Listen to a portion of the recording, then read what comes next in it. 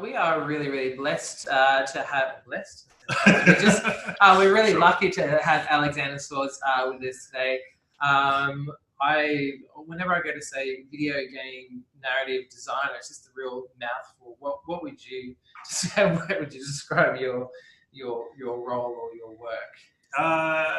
Video game narrative designer. Yeah, Yeah. sure. Except not a lot of people really understand what a narrative designer is either. Yeah. So I usually just say I write for video games, Yep. and then people assume that I work, for magazines, and then I Yeah. have to clarify that I do story and character for games, and then people go, "What? That's a job." That's a job. And then we go back to yes, I'm a narrative designer. Yeah. So. Yeah, fantastic. Because I think it seems to be a really interesting time for video games because maybe that perception is of a video game writer that you are writing dialogue and story, but even with games that don't have dialogue, there is still a role for a writer or a narrative designer. Am I right? Yeah, absolutely.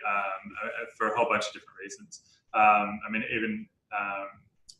The most basic kind of card games always have a kind of story component to them, and there's kind of evolution of that process as games get more and more complicated.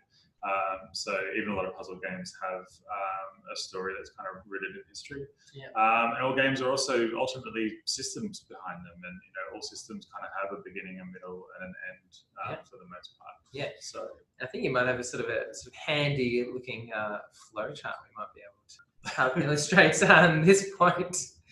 So you've got a slide here that narrative design is a thing. Well, that's good. Otherwise, you might be out of work if it wasn't. Yeah, this goes back to the first question that you asked. It wasn't a thing in the past for a lot of video games in particular. It was all about designing the play because the play comes first, and the play still comes first. But in terms of the way games were designed, it was always game design. Great, we know what we want to do for the design. We've got the play down. Oh, we also need a story. We will get a writer. So literally sometimes games will be in development maybe for 18 months, 2 years, 3 years, 5 years. And it'll only be the last sort of 3 to 6 months of that process that they'll actually get a writer on board. And so it was always really exciting for writers in that kind of situation, which I've been in. It's not like all studios have moved to this new kind of narrative design model. I've also done things where I've started working a game and it's been 7 levels. 5 of those are 75% complete, ready to go, and the 2 others, they have no idea what it is that they're doing. And as a writer, charged with kind of bringing all that together, and obviously there are problems with that because there's lots of ideas which are very progressed, as opposed to some ideas which are not progressed at all. So the idea behind a narrative designer then is that you get someone who's doing story from the beginning. So you can always make sure that the design and the story are matched up as things kind of progress along. And it's their job, my job, to be an advocate for story as well, because it's in games, it's not like film where there's usually just one person and then it gets handed over to another group of people and gets handed over to another group of people. There's a big group of people all the time working on this project, and they're all advocates for whatever it is that their job is. So obviously as a narrative designer now, there's a story person in the room to make sure that it all kind of marries together. And is that sort of that shift happening right now? Do you think that a lot of games companies are getting the writers in at the early stage, or is it still sort of happening where you've got to sort of swan in at the very end and try and leave your mark? It's both. It's definitely still both. The big kind of AAA studios who are doing Ubisoft, Bethesda, all those sort of studios are kind of leading the way in that, partly because they were the ones who could spend the money initially to hire another person from the beginning of the process. So indie game developers are still kind of catching up on that sort of thing. But there's definitely really good evidence to show everyone that getting a writer in early, not necessarily for the entire project, just to lay the groundwork for the narrative, so the designers have something where to kind of start from and where they might need something that another writer or the same writer can pick up again later in the process once the designers have iterated. And do you find yourself working with other writers? I know that, you know, for television, for instance, you know, there might be multiple writers. Do you ever get the opportunity to work with other narrative designers, or is it usually a sort of solo role? Usually solo. It's a pretty lonely business. So I have really lovely friends who help out with that sort of stuff on occasion. I think, I mean, editing is really important in everything that's done ever. Yeah. So even if there isn't another writer, usually there's another editor involved in that. So how did you end up here? Is this something relatively new in terms of your career, or have you always been involved in the games industry? Not the games industry, but I've always been a storyteller. So I did film and television and drama in high school. I did very well in English, that sort of thing. And then went from high school and did a Bachelor of Film and Television at Queensland College of Art in Brisbane. And it just kind of evolved from there. I did reality TV for a while. Yeah, right. I guess even with reality television as well, I mean, it's not always not necessarily what you see is what you get. I'm sure that there's lots of shaping of stories as well. You're taking on the raw footage of people and trying to create a bit of a narrative out of, you know, reality a bit as well. Is that a fair thing to say? Working on Big Brother was kind of a delightful mashup of almost like game design and documentary making. Because, you know, it's an artificial situation, and they're put in a specifically crafted situation, you know, for an end result. And ultimately, you know, it was a competition, so there were winners and so on. And then, the flip side of the stories that kind of evolve out of that. It's kind of strange that I've come in full circle, because now what's popular in games is something called emergent story, where it's less about me as a storyteller making a player go through a specific story experience, and more about just putting them in a situation, giving them interesting tools to play with, and then players telling their own story. Big Brother was definitely like that. Just put in the house, left to their own devices. There's a lot of games that are almost exactly the same now. Minecraft is essentially the same thing. A lot of people in the same space given tools to do interesting things, and then they tell their own stories. Yeah, which is really wonderful. And I saw up here, you know, writing versus designing as well. And I think, you know, it's maybe less about telling a story than, you know, giving players the ability to tell their own stories.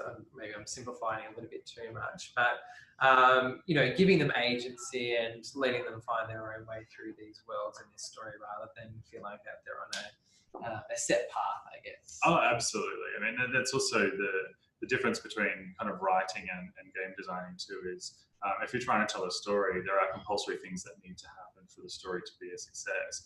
Obviously, that's the opposite of what a game should be, right? A game should be about play and you know, voluntary kind of actions.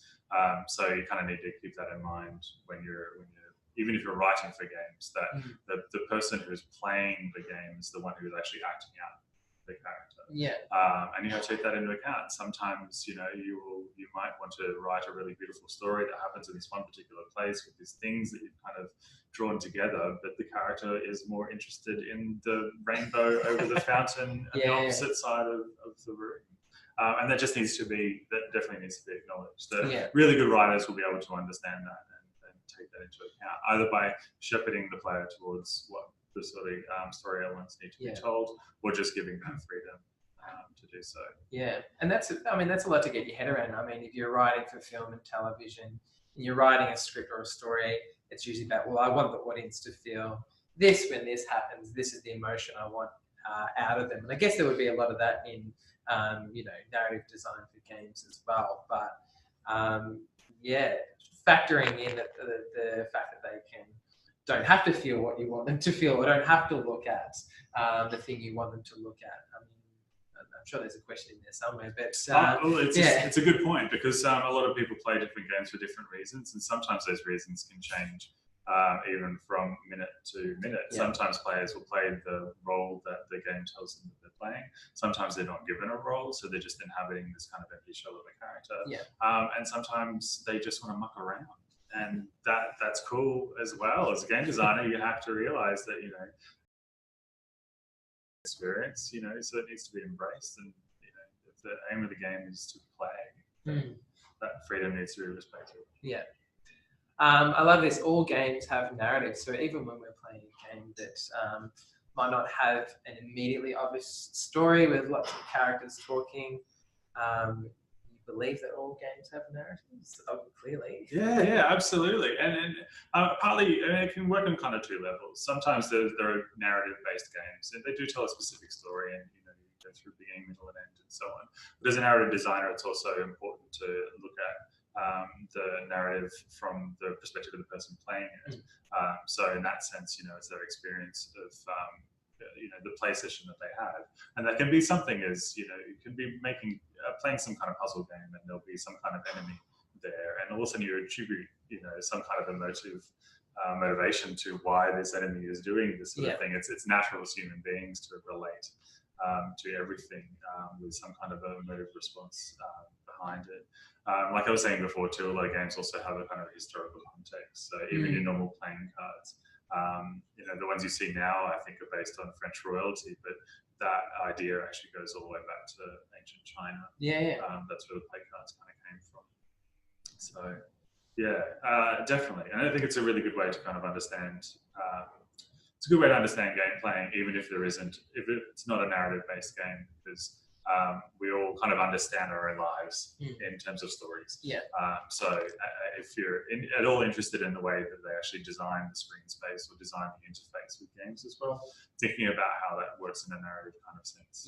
Do you get much opportunity, I guess, to test the games as they're being made, or is it a matter of you might come in and work on a title and then a year later when it's released, you go, I actually get to enjoy it now? It's different from project to project. So certainly bigger projects where you're working on it for a long period of time, it's really important to test your games all the time. And that's even if at home you're making a little twine game, I'll mention that later, where you're just kind of doing a branching narrative. It's important to test it all the time. Game development is more about iteration. Iteration basically means you make something, it's small, it's basic, it might even be super ugly. You work out what kind of works, and then you do another version of it, building on whatever works. And the story stuff kind of needs to follow that, which is why when I can, I want to test the game as often as possible, partly because I may do something story-wise and it may work or it may not work. But that's one of the wonderful things about working in games as opposed to, say, film and television. You can experiment like that. You can put in some little kind of story ideas and go, wow, players really liked this, didn't like this. Well, we can ditch that and keep moving. As opposed to if you're making film and television where you may write something, hand it over, the only people who test it might be the director and the producer, and they go, this is fantastic. And then they go and make the film, and then they hand over the editor. The editor goes, this is fantastic. And then they put it in front of an audience, and the audience goes, this is terrible. So I really enjoy the games process because literally you can have a box which might have some text above it, and that is supposed to be your knight in shining armor, riding her horse into battle with this amazing dialogue, and instead it's just text over the top. Do you have to be an avid gamer to be able to be a narrative designer for games? I wouldn't say an avid gamer per se. It's definitely not. I mean, I've got listed there some hours, which are a little bit scary. It seems like you might be an avid. I would probably describe myself as an avid gamer. But some of those games are quite old, so I've been playing them for a while. Well, I've been playing a lot of City Skylines. City Skylines. That's a good example of a game that doesn't look like it's got a narrative. But it does. It does, and I've too many DLCs. It's just another $10. I can afford this. But if you want an easy way into narrative design for, say, a game like City Skylines, they've got a level designer, and so you can kind of plot out a narrative design by level design. Give you a question incoming over there. Well, I'll answer your original question. Avid gamer, only avid in the sense of loving games. It has to be a bit of a passion. Definitely. And you also have to be able to be into it enough to take the time to reflect afterwards when you've played something and you've really enjoyed it, to kind of understand why what you responded to. But you can just sort of enjoy it first, and then you can sort of analyze. Totally. Don't ever analyze a game as you're playing it first time around. Even if you end up working on that game, test it as a player. Find the joy in it there, because that's what you want to kind of double down on area stuff. The Ringwood secondary guys were just asking, what point do you seek feedback from audience in development? Straight away, as early as possible, and in whatever way possible as well. So usually what happens early in development is it just ends up being a trusted circle of people, but it should be definitely outside the development team, and also try and get people who are different to yourself as well. Otherwise, you just end up it just ends up being a mutual admiration society, which is not helpful. It doesn't get you especially with the story stuff. There's tools like Twine where you can make branching narrative that would reflect something that would go in a game, and it is super easy. It's even easier to use than Word to get something out there. So there's been plenty of times when I've wanted to test some story elements. It's going into a super complex game with a lot of mechanics, but I don't need to worry about that because all I need to worry about are the story choices that people are making. I could just jump into Twine for not even an hour and be able to give someone a short story with some branching narrative and get them to respond to that. Is anyone familiar with Twine or has used Twine? No? Okay. If you don't know, Twine, I guess, is it's an interactive narrative program. You can sort of create passages and links between events. You can even sort of code, like really simple coding, add variables and things like that. So you go through door A and go into room A and find a key, and if you don't take that path, then you might not receive the key. You can put all that sort of stuff into Twine, can't you? Totally. I can see people scribbling. It's twinery.org is the website for it. If you Google Twine narrative design, you'll probably find it. But twinery.org is the website for it. Which is great. It can develop into something more. And there are games on Steam, on the Android store, on the Apple App Store, which have Twine behind it.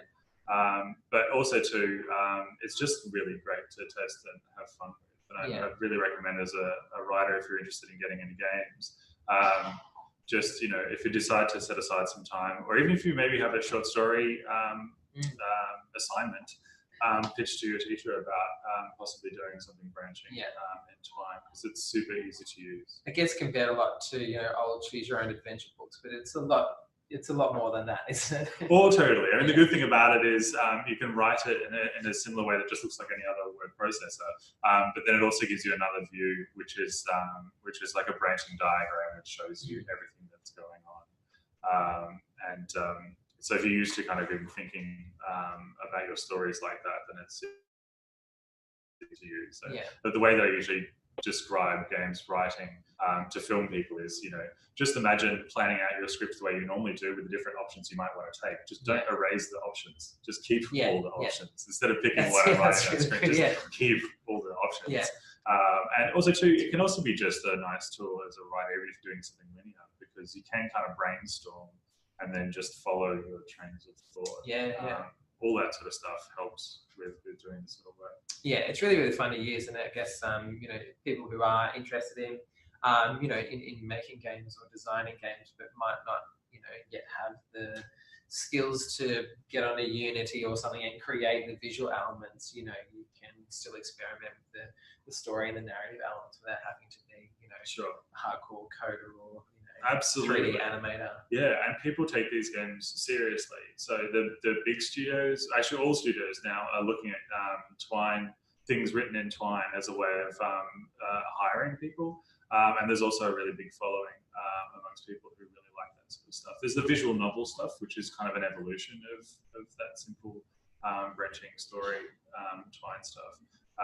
But it's got a huge following and people really like it. So you could easily come out of high school with a reputation for being a good Twine story writer, and that will get you hired. Yeah, and we were recently at a sort of a workshop lab thing together recently, and someone mentioned that they had created like their resume in Twine, which I thought was pretty amazing. That'd be a way of impressing prospective employer. Well, it also makes a lot of sense in a lot of way, because then they can just look at whatever they're interested in, and then they can skip the rest. So I think it's kind of clever. You sort of covered these points. I'm sorry about you've put together this wonderful presentation, and I'm just sort of ignoring ignoring it. That's okay. I think it would be a good time, to talk about this, the types of game stories, because you know, when we watch film and television, you know, we're probably used to quite linear stories, you know, a sequence of events. And what's really exciting about video games and narratives for games, that a lot of, you know, teachers and parents, you know, they just think, oh, you know, kids play games, and you know, but they are quite complex, and there's lots of different types of narratives that we wouldn't know about, or you know, if it weren't for video games. Yeah, sure. And it's the interactivity which kind of really opens that sort of arc. I've got a few examples there. And just starting with linear, you know, it's still, in some ways, if you were to write that story down, it would probably still read like a film script. It's really just one story that goes all the way through, but they're games that prize the actual gameplay. So to a certain extent, the narrative just gets put aside so that you can play through whatever the amazing mechanics are. They also kind of double down on all of the emotive kind of things that can come from a good story, and then have those kind of key moments with what actually happens. Yeah, Firewatch on that list of narrative games, an absolute gem. And pretty good for, I guess, most ages. I can't remember. It's not too heavy I'd say content. high school for Firewatch. Gone Home is probably a bit more open age-wise. I think I've got another list for recommended games later on. Oh yeah, cool. So then there's branching, which is it's usually the kind of one main story, but then it's got a few kind of key points at which it kind of diverges. And they're really good games too, because they still want to hit hard with emotion and meaning, but they want you to be able to explore, you know, which one you want. And that's where people start to get really excited about role-playing their character. They get to answer some great moral questions. Telltale games, any of those games are really good at kind of doing that sort of thing. So they really know how to push the buttons in terms of offering two really interesting choices for stories, and then you get to see the outcomes of those. And then the open world games is more getting more towards less from the authored kind of story and more towards the emergent player deciding for themselves what they want to do. So usually they have one kind of main storyline that you can conveniently ignore, while you do 2.5 million other side stories. But the great thing about those sort of games too is the main story's got a bit of emotion to it, but those sort of games get an opportunity then to tell a lot more kind of smaller, intimate stories. They'd be littered with lots of small stories within it. So a lot of players who play those sorts of games, you know, their favorite moment won't be, wow, that amazing main storyline, I did the thing. It's more, I found this weird guy in a corner mumbling to himself. And I went on a mission. And as it turns out, he's in a chest, and so am I. So, you know, so there's a lot of good opportunity there for nice small stories. And then the last one is emergent, which is what I mentioned before, and it's all about just being given the tools to play the game and then coming out with your own kind of story, either as from competition, because you're playing with other people, and so you're all actors in this story that's going on, or you've just given tools like City Skylines and Minecraft, and so where you can build things or destroy things, or pretend you are mayor of a beautiful utopian city or an industrial nightmare. I definitely err on the side of utopian. Of course. Got mods that stop pollution. All right. Yeah, Grand Values Monaco. The example I mentioned before about coming into a game where half the levels are mostly done. The game's already. That was it. That was one of them. And that was also part of the fun. A really enthusiastic team of people had some really good ideas. They wanted a young female protagonist, doing some really cool stuff, thinking for herself, being a strong person, and she had to steal a bunch of stuff from rich people in Monaco. And that was the story that they'd been working on up until this moment. I think they've been in development for almost 2 years. And so I think they'd planned 7 levels. They had 5 mostly done, the 2 not done at all. So it's my job. It was my job to get all those disparate elements and then try and draw a line between them somehow. But that's game development for you. A lot of the games, they don't start because someone's standing at the front going, I have a story to tell. It's I want a game where we steal stuff and you take control of the thief's hands. Okay, great. And then the next version of that won't even be, I want to tell the story about the thief. It'll be, okay, so jewelry is really interesting to steal because then it becomes a pickpocket kind of scenario. Yeah. So that's the next iteration of the game. And Yeah. then the next version is, oh, okay, it'd be great if it's a bit of a stealth game. Yeah. So we'll have long levels that you kind of have to sneak your way through. Mm. But this will all be just still grey box. Yeah. You can't see anything. We don't know what any of these objects are, what the jewelry is, why the people are stealing them. And then once they kind of started doing things like, Monaco is cool and it's full of rich people. Yeah. Okay, great. So that's the only story element that they kind of needed at that point. And then that's where the levels kind of came from. There's a museum level, there's that kind of waterfront level where the race kind of happens. Oh, wouldn't it be great if we have a level during the race? Yeah. The opera, but still no story to, why the museum, why the race, why? Because it's cool. Because it's cool. But I mean, that's also one of the awesome things about the way that games work, is because they can go, well, that's the joy that can be found in this kind of scenario. Let's just, nail that, get that right, and then we'll let the writer sort it out. Yeah. And is that enough to? I mean, it sounds like that's enough to work. It's probably not an ideal situation, but I guess you're like, oh, it's enough to work with here that I can start sort of, filling in the blanks. Totally. Yeah. I mean, to a certain extent, it's actually really helpful to have boundaries like that, because part of the problem is when you start at the beginning with any kind of writing project, you see the blank page, anything is possible. And so what usually happens in games is they grow too big too quickly without even realizing it. So it's really easy to kind of do that as a writer, to walk into a room and go, wouldn't it be cool if we do all the things? And then they go, we don't have a budget. Oh, money? No, we don't have any of that. Which is great because there's a lot of things that I really enjoyed about working on that.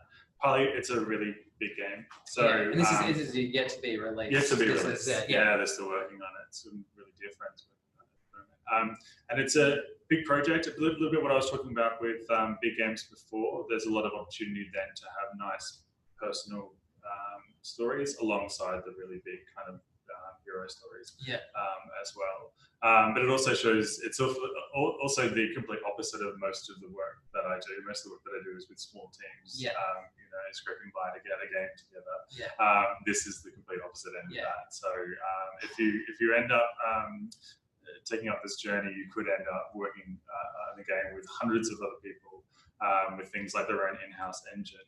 And that is luxury compared to a lot of what happens. But it was got a copy machine. Totally, absolutely. And what kind of narrative? I mean, you probably don't know how much you can give away, but is that kind of an open world type narrative game?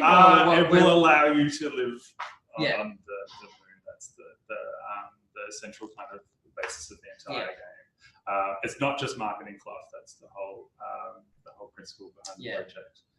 Which is super exciting. Sorry for the awkward switching between. Right. This is not a video. This is not a video game, actually. Earthrise One is an escape room that I'm working on at the moment. So, which I just wanted to mention briefly. That, for two reasons. One, doing video game narrative design can lead you to all sorts of wonderful spaces. This is with a group called Play Reactive, who call themselves playmakers rather than game designers. And so this particular instance, I'm doing narrative design in an escape room, which is super cool because I'm so used to trying to understand a space in terms of grey locks and good intentions. With this sort of space, I can actually walk into the space as it's being designed. And then I get to do narrative design with things like smell and touch and all that sort of stuff. Temperature, which is super cool as well. And the reason why I bring escape rooms up as well, this is a really good way of people anywhere in the world doing narrative design without having to go anywhere near a computer.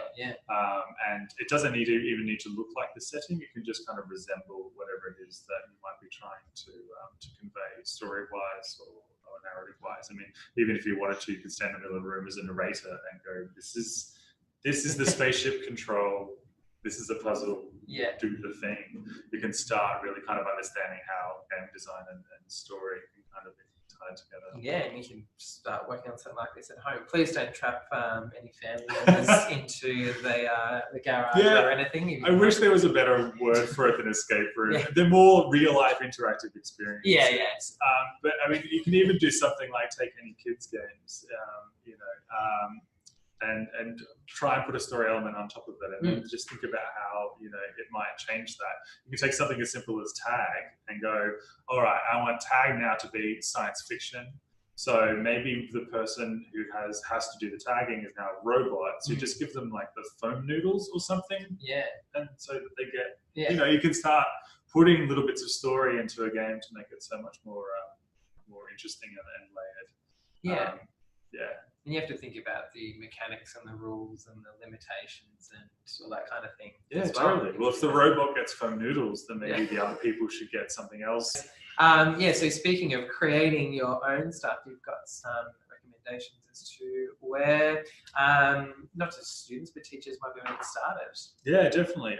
Role-playing games are really important with that sort of thing. So the things like Dungeons and Dragons give you the rule set, and then you're able to come up with the story over the top. What I really like about Dungeons and Dragons too is though you can also get people the books that have already got people who've written stories for you as a way of learning how to do that, and they can be sessions that maybe only go for an hour or so, or things that will run over campaigns for years and years and years if you're into that sort of thing. Yeah.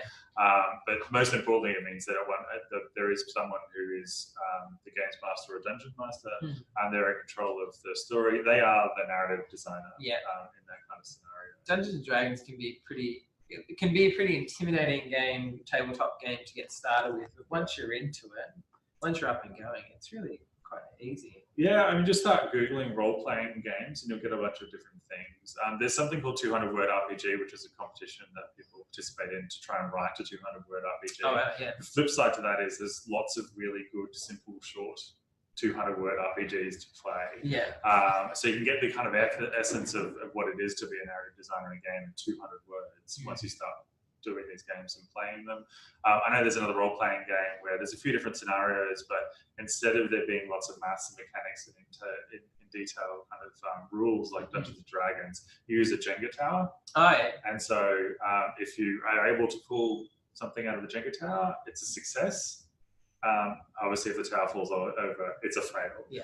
And then there are consequences of that. And they're really approachable things because they're not just being kind of branching narratives where it's a simple story, yes or no, success or failure, and then move on. And all of this stuff is free online, and you can obviously see all the source material as well. Yeah. So really good to learn from. And we did mention Twine, but draw.io. Yeah, it's just a really simple mind mapping tool, but you can use it to kind of just start putting together branching stories without having to go intertwine.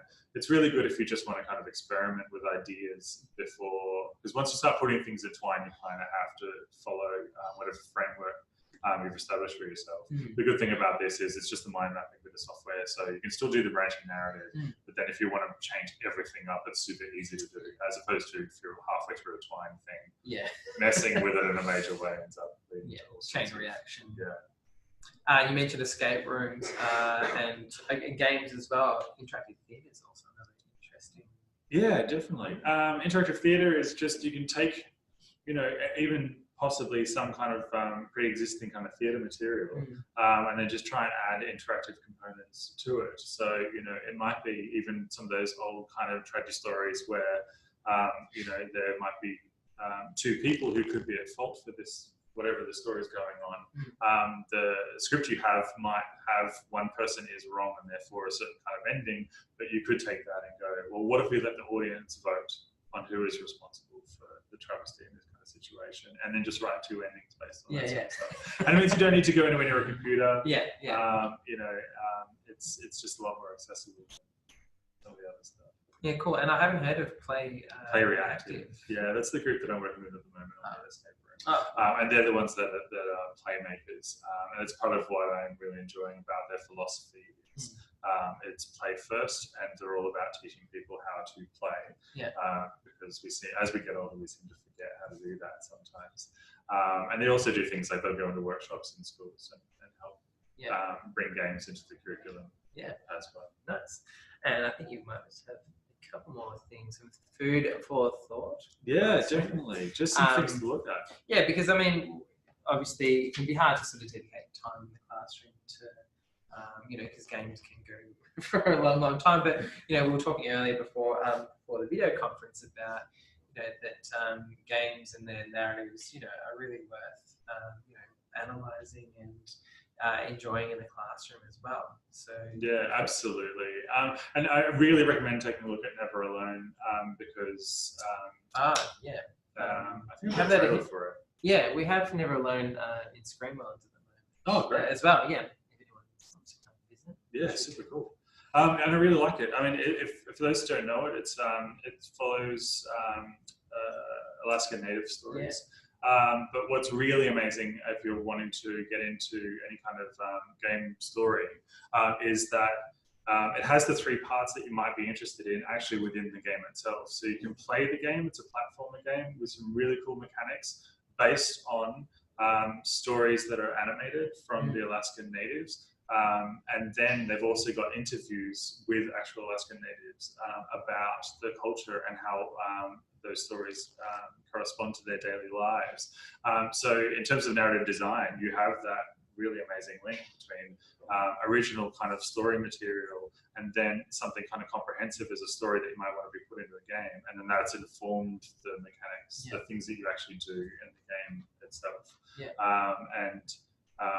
The good thing about that too, it's in parts as well, so you don't need to play the entire game to see these parts. You can literally play, I think, for the first 5 minutes. In that 5 minutes, you'll get gameplay, you'll get the animated story, and you'll get some interviews with the Alaska Natives about the origins of this sort of material. Thank you for coming. I really appreciate it. Thanks so much, guys. I'm just going to do a little bit of a plug for our next Meet the Maker. Emre Dezin from Opaque Space. I don't know if you know these guys. I'm just about to go to their studio this afternoon. Oh, there you go. They'll be joining us, I think it's on the 19th of October. Opaque Space game designs, but also VR and AR experiences. I think Earthrise was probably one of them more, which you can see the picture of there. They'll be joining us next month, so we'd love to have you all back. Thank you so much for coming in. That was really, I want to see this, actually. Yeah. Can I log in next week? When is it, sorry? You have to register, right? So, well, Emre comes from a background as an artist, as opposed to a writer. So, but we in some ways had a bit of a similar journey. Yeah. So, you should definitely get into this one. Yeah, nice time. Thanks so much for joining us, guys. Thank you again. You're welcome. It's a pleasure. Hopefully we'll see you guys again. Teachers and parents, just if you have any follow-up questions, just feel to email through. You should have my email, and I might be able to harass this one. Please do. Follow-up. Please do. If you, anything we didn't cover that you'd like to hear about. Thanks so much. That's all from us. We'll hopefully see you next time.